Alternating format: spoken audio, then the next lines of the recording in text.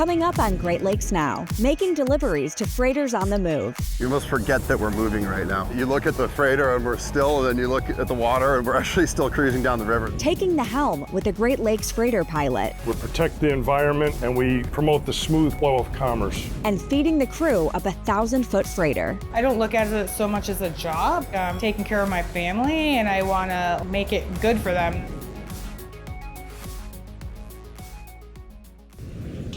This program is brought to you by the Fred A. and Barbara M. Erb Family Foundation, the Charles Stewart Mott Foundation, Richard C. Devereaux Foundation for Energy and Environmental Programs at Detroit PBS, Polk Family Fund, DTE Foundation, and contributions to your PBS station from viewers like you. Thank you. Hi, I'm Anna Seisling. Welcome to Great Lakes Now. In this episode, 3 of our stories about Great Lakes freighters. Even from a distance, they're an impressive sight. And up close, they're pretty astounding. And you can't get much closer than our own Ward Detweiler got in 2019. I'm in Detroit on the banks of the Detroit River, and this is the headquarters of the J.W. Westcott Company, home of the country's only floating zip code. Jim Hogan is the owner of the company today, but it's been in his family for generations. So Jim, tell us who we're looking at here on the wall. On the wall is the founder of the company, my great-grandfather, Captain J.W. Westcott. He was born in 1848 and created this company in 1874.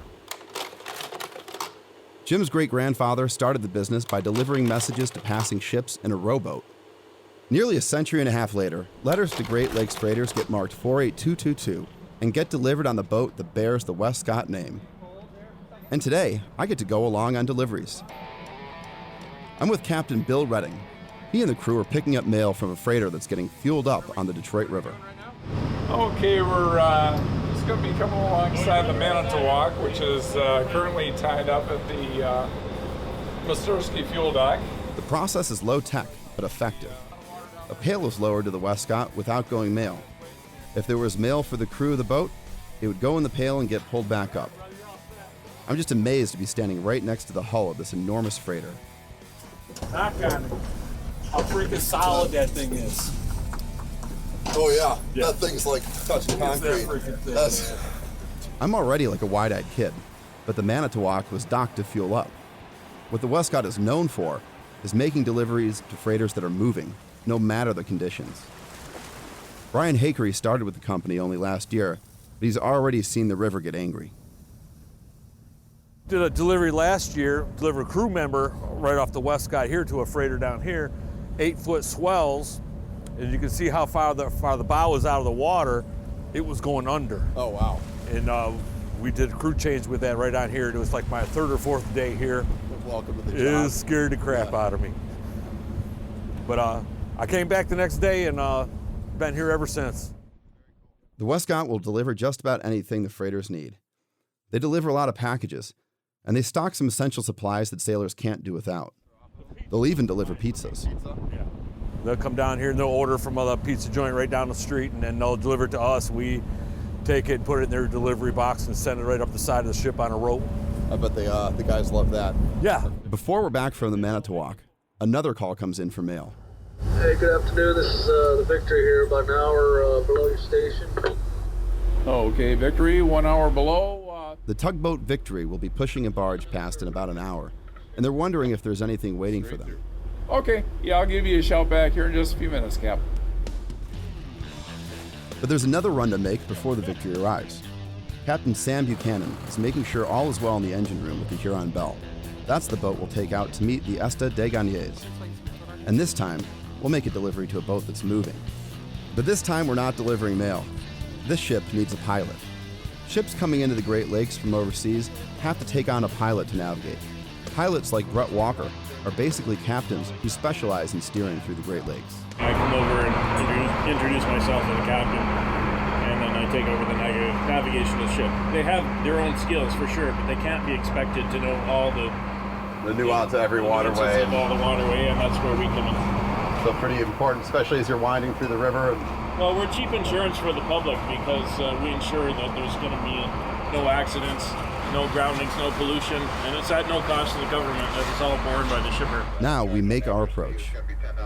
The closer we get to the 400-foot Esta des Gagnés, the smaller the 50-foot Huron Bell feels.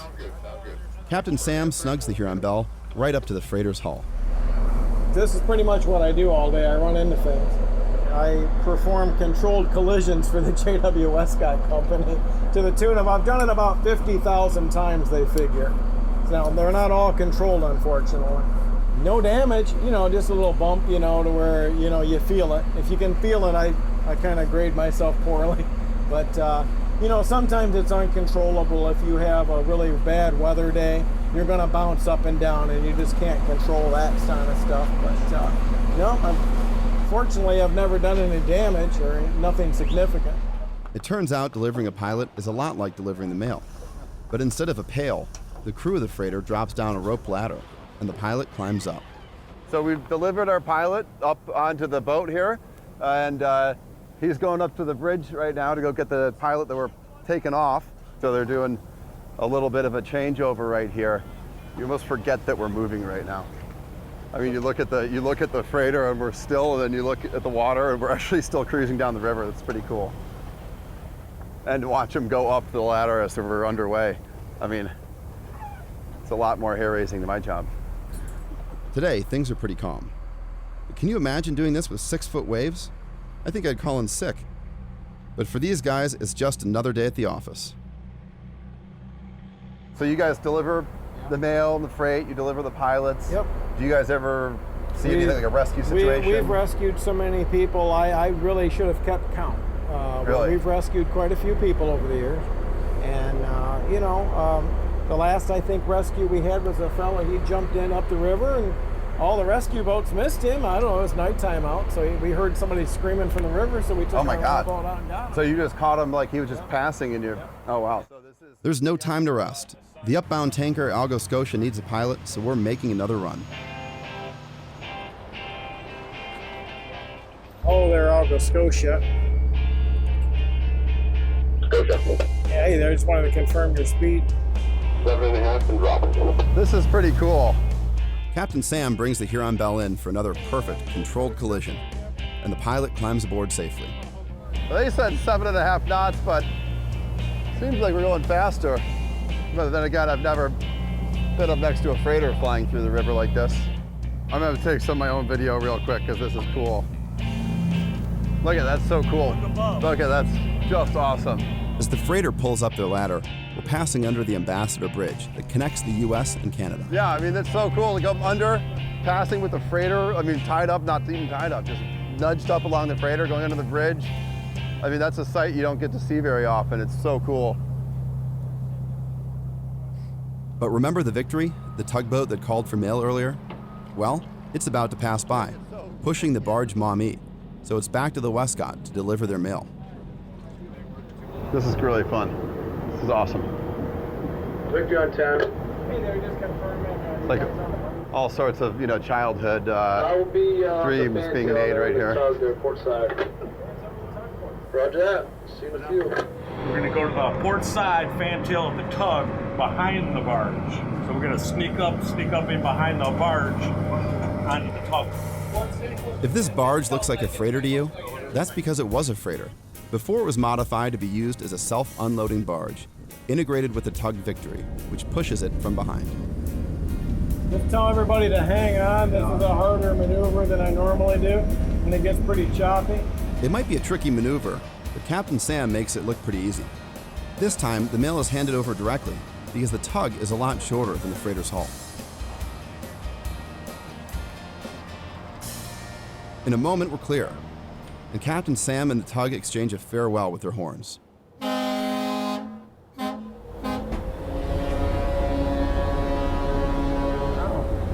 So what are you telling each other? Basically, that's a Great Lakes salute, or that's our way of just saying, thank you, see you next time. And we also use it as a safety tool to let him know that I am clear of him and ready to go. And with that, my time with the crew is at an end, but I think I'll be back. I can't get enough of this.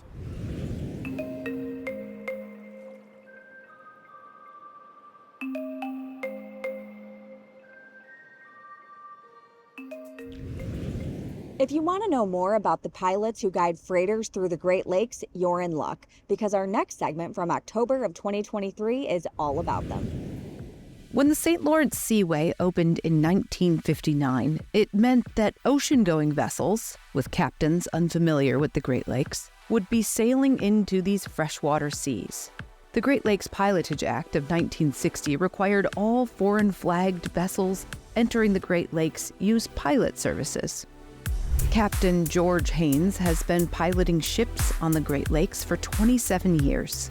To have an expert get these big ships in and out of the Great Lakes through all the different ports and waterways safely. That's how all pilotage authorities around the world pretty much work. You become an expert in one geographic location. It's a great job. It's a time-honored nautical tradition dating back to the ancient mariners to hire someone familiar with the local currents, shoals, tides, and other hazards to ensure the safe passage of ships.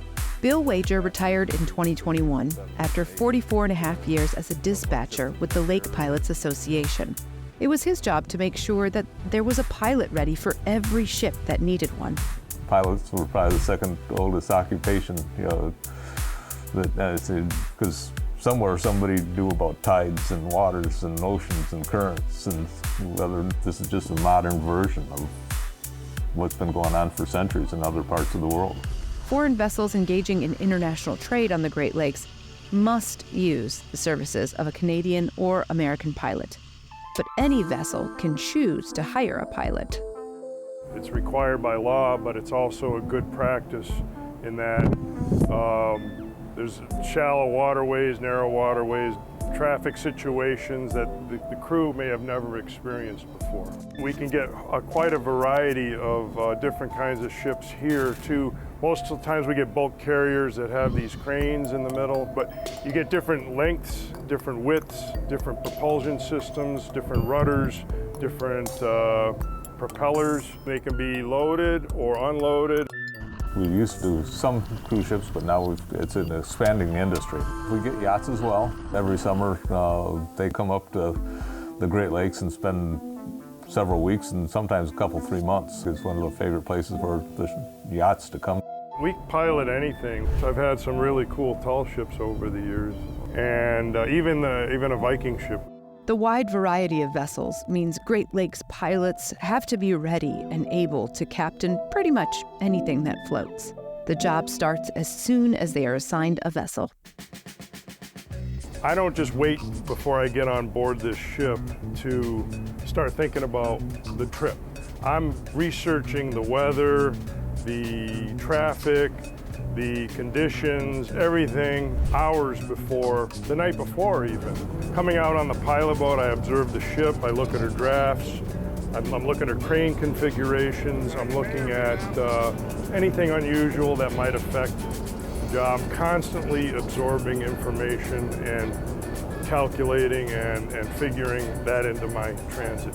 The freighters don't stop for the pilots. Instead, a rope ladder is thrown over the side of the ship for them to board and disembark.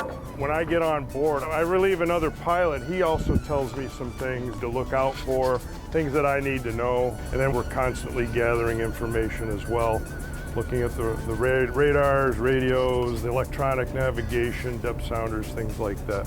Constantly gathering information and monitoring. I talk to the captain. He tells me about the ship and what I need to expect. The pilot needs to know their current draft, if there are any equipment issues, and how fast they can drop an anchor, while the ship's captain may ask for specifics about the passage or the time to the next pilot transfer. The captains are always in charge of their vessel, always, but they also heavily listen to the pilot and allow the pilot to navigate the vessel. Piloting services in the Great Lakes are divided into 3 districts. The first starts at Montreal and runs through Lake Ontario to the Welland Canal. Bill Wager was a dispatcher with the 2nd District, which includes all of Lake Erie and extends upstream to Lower Lake Huron. We start tracking the ships at Montreal. It's basically a day to get to Lake Ontario, and then 10 hours across Lake Ontario, and another 10 hours through the Welland Canal. So somewhere between 42 and 48 hours would be the standard transit time to get from Montreal to where we become responsible for the ships. The 3rd District is the largest, covering all of Lakes Huron, Michigan, and Superior. Freighters moving from one district to another have to change pilots.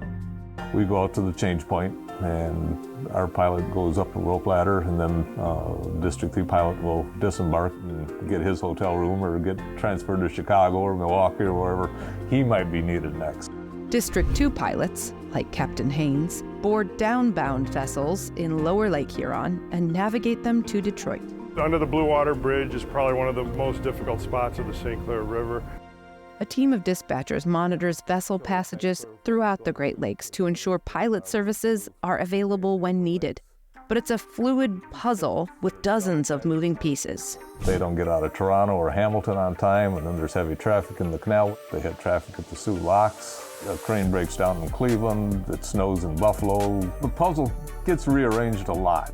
It's a challenge to keep the industry going and the pilots safe and in the right position for their next assignments. You do everything you can think of, but when we're really busy, some ships have to go to anchor. Dispatchers arrange for car shuttles to transport the pilots to their next assignment or take them back home. Other times, they just book the pilots a hotel room. You'd like to see that pilot come home, have dinner with the wife and family, but the chances are maybe you're going to use him in Cleveland tomorrow. So maybe you put him in a hotel someplace. We have people that are based in Cleveland, Detroit, and Port Huron. It cuts down on travel. If you're needed anywhere in our district, that's where you go. If you happen to live in Port Huron and there's not a Cleveland man available for that ship out of Cleveland at night, okay, going to Cleveland. It's as simple as that. The Great Lakes are an important part of the global trade route, and pilots play a key role by helping to keep trade moving. Whether it's grain bound for Europe and Africa, or potash headed to South America. But the pilot's primary responsibility is the safety of the public and the Great Lakes waterways. You got a lot of people waiting for these ships. They're waiting for weeks or months for a cargo to come in. And unfortunately, it's my job many times to say no. It's too unsafe to go, and that it doesn't go over well with people on shore because there's a lot of money riding on these. We understand that, we feel that pressure, we know that, but we also don't want to have an accident. We actually are in the public interest.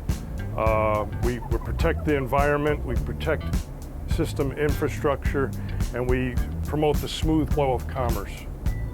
That's what pilots do. We're keeping the waterways safe, and other boaters too.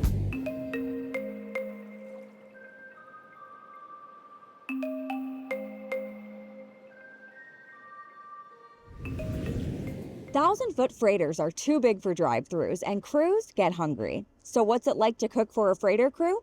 Well, we climbed on board the Mesabi Miner as it unloaded during a 10-hour stay in the Port of Cleveland to find out.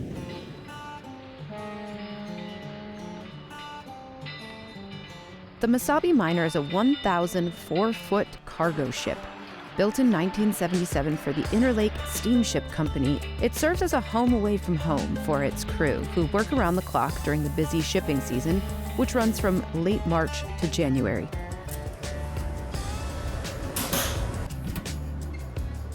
Morning, Johnny. Sissy Payment serves as chief steward, the head of food services, and executive chef. She's been cooking on the Great Lakes since 2005. Before this, though, I've had no cooking experience whatsoever. I was a nurse's aide for 12 years before that. These guys laugh at me because I'll tell them I don't like cooking. I like taking care of people, though. I'm getting my bacon ready. I usually cook at least 2 sheet pans for them in the morning. Everything I've learned was out here. As chief steward, Sissy oversees the galley, the ship's kitchen, and the mess, the ship's 2 dining rooms. She's also responsible for feeding the entire crew, which includes nearly 24 sailors. It's a big job. And you have to plan your menus. You have to make 3 meals a day. You have to make sure there's extra things. There you are, sir. Thank you. Yeah, you have a good day, buddy. Sissy's typical workday starts in the galley at 6 a.m. And then I'm in there from 6 to 8, prepping for breakfast and then lunch. I come back 9:30, 10 o'clock, depending on what I'm gonna make for lunch. Some things take a lot longer, some things don't. So it depends on my day and what I've planned. I learned this from my mom, pasties. It's a Yooper thing. It's like a meat pie. Hamburger, rutabagas, potatoes, onions, carrots. Then I'm in here till about 12:31. Then you're back in here by 2:30, 3 o'clock, getting ready for dinner. And then 5 o'clock, I'm usually done for the day. Finding ways to keep a big crew with lots of individual tastes happy can be challenging. But according to Captain Paul Berger, who's been sailing the Great Lakes for 40 years, Sissy crushes it. Sissy is one of the top stewards in the fleet. She's very conscientious about meeting a lot of individual needs. So used to using butter, but I got a vegan guy here. It doesn't really matter to me as long as they like it. Her attention to these little things that make her a real standout. She gets along with everybody really well. She's not easily offended by some of the coarse language that sailors tend to have. Good morning, Dennis. Logo bell. Okay, I take back what I texted you. You're not a... And if you think that the food on a freighter is cafeteria-style slop, think again. And my engineering design, because my door doesn't shut. Seafood soup du jour. This is a big soup boat, so they usually have my soup gone a lot of the times by dinner. She just made a cauliflower soup. That was amazing.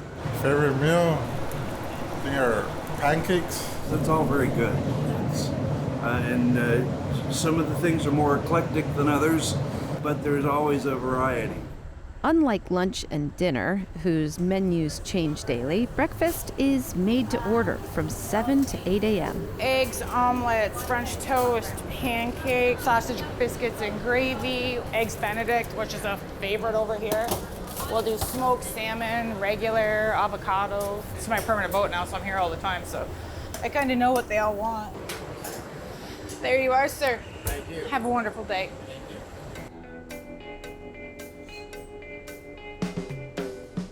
Sissy and her second cook, John Drake, serve lunch from 11 to 12 and dinner from 4 to 5. Lunch includes homemade soup, multiple sandwich and salad options, as well as fries and onion rings.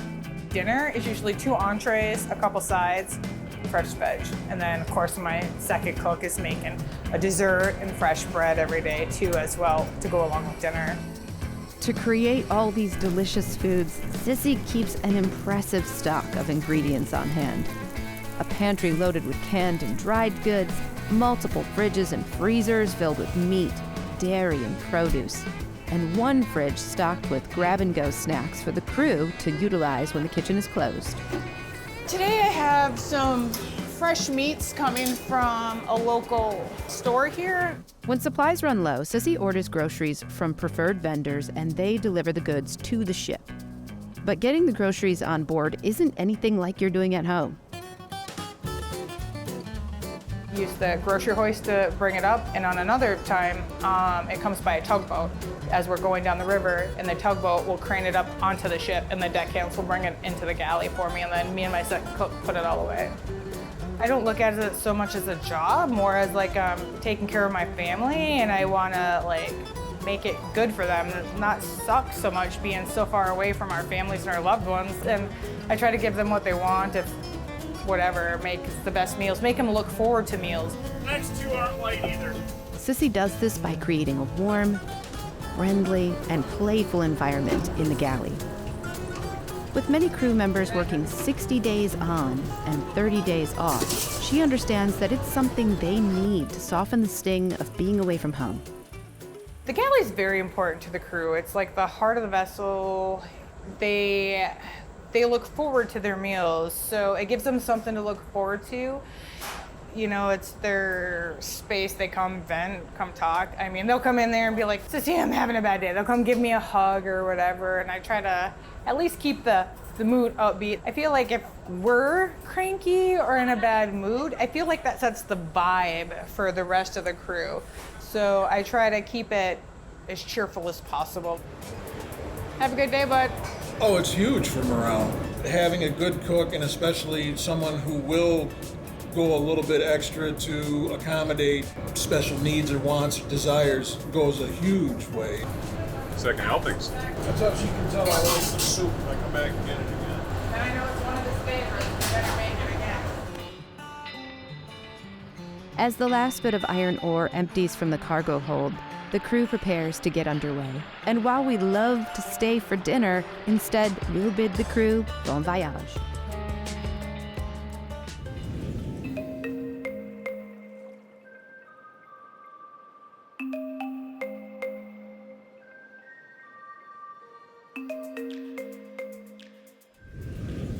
Thanks for watching. For more about shipping on the Great Lakes or any of our stories, visit greatlakesnow.org. When you get there, you can follow us on social media or subscribe to our newsletter to get updates about our work. See you out on the lakes.